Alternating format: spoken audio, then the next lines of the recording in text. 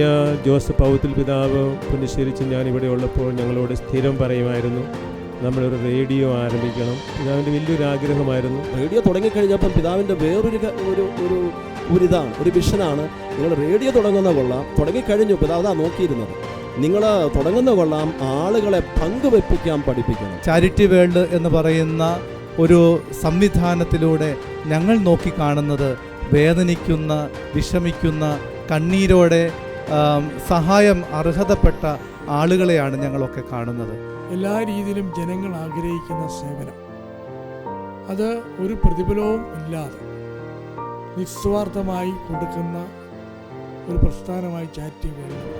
അശരണരായിട്ടുള്ള രോഗികൾക്ക് സാമ്പത്തിക സഹായവും സാങ്കേതിക സഹായവും എല്ലാ അർത്ഥത്തിലും നൽകിക്കൊണ്ട്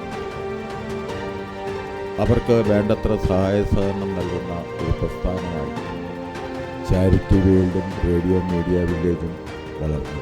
ഓരോ ചാരിറ്റിയും ഓരോ സെലിബ്രേഷൻ പിതാവ് പറഞ്ഞതുപോലെ വലിയ സന്ദേശമാണ്. സെലിബ്രേഷനുകൾ ചാരിറ്റിക്ക് വേണ്ടി ഉപയോഗിക്കുമ്പോൾ ആ ആഘോഷങ്ങൾക്ക് വലിയ അർത്ഥം.